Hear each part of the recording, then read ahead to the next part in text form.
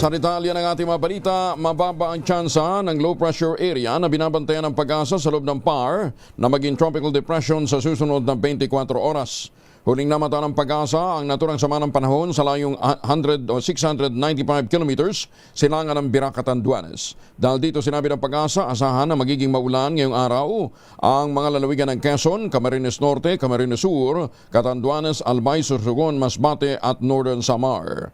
Apektado naman ng Southwest Monsoon o habagat ang mga lalawigan ng Occidental Mindoro, Palawan at Antique. Kasama na natin si Ka-Obet Madrina mula sa Pag-asa. Ka-Obet, good morning. Ay, naputol. Sandali lamang at alamin natin kung itong mga pag-ulan na ating nararanasan ay magpapatuloy pa sa mga susunod na sandali. Ano ha? Oo, kahapon ho, nung... dito lang ho naman sa, sa Metro Manila malakas ang ulan. Sa Mindanao, maganda ho yung panahon. Ano ha? Okay. Okay na, Doña Kisses. Napuputol wala. Hindi na pala si Chanel na. Si Ma'am Chanel Dominguez mula po sa Pag-asa kasama natin. Ma'am Chanel, good morning. Good morning din po sa inyo at good morning din po sa mga taga-subaybay po natin para po sa ating update. So meron pa rin naman tayong binabatayang low pressure area dito sa loob ng ating Philippine Area of Responsibility. Ito'y huling na mataan sa 695 kilometers east ng Daet, Camarines Norte. So ngayon mababa naman po yung chance nito na maging isang ganap na bagyo. Pero bilang low pressure area, inaasahan natin magdadala po ito ng mga kalat-kalat na pag-ulan dito sa Bicol Region, Aurora, Bulacan, Quezon at Rizal. Asahan naman din po natin mataas na tsansa ng mga pag-ulan dulot ng southwest monsoon dito naman sa Metro Manila, Mimaropa, rest of Central Luzon at rest of Calabarzon.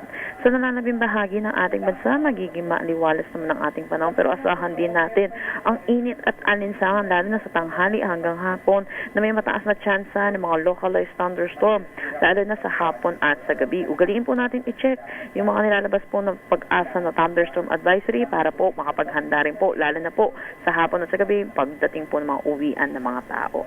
Yan po muna latest sa Pag-asa Weather Forecasting Center. Chanel Dominguez po, magandang umaga. Pero Ma'am Chanel, hindi naman siguro kasing volume nung Saturday ang babagsak na tubig ulan? Ay, sir, nakikita po natin hindi po malayo na maranasan po natin ulit po. Dahil meron po tayong southwest monsoon din po.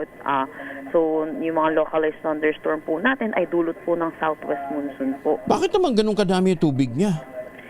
Usually po, ngayon po kasi nasa panahon pa rin po tayo ng tag-ulan po natin. Oo. And usually meron pa rin naman po tayong southwest monsoon po. So yun po nangyari po yung Saturday is dulot po ito ng thunderstorm lamang po. Thunderstorm pa lang yun, ha? Opo.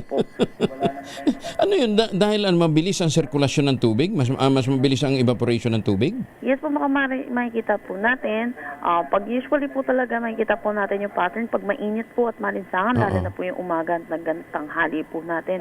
Yun po kung the more na mas mainit po, nararanasan po natin yung alinsangan na panahon, possible po malalakas na thunderstorm din po yung mararanasan po natin pagdating po ng hapon tsaka gabi. Oo, pero wag ho daw tayo masyadong malungkot kasi sa ibang bansa dito sa Asia ganun din eh. Ang nararanasan mga pagulan, di ba? Opo. Pero yung binabantayan nating bagong LPA, anong chances na maging bagyo? Sa ngayon po, mababa po yung chance po niya na maging isang ganap na bagyo within the next 24 hours. Sige. Ma'am Chanel, maraming salamat. Ingat din kayo. Salamat din po. Magandang umaga po. Magandang umaga. Si Ma'am Chanel Dominguez mula po sa Pag-asa.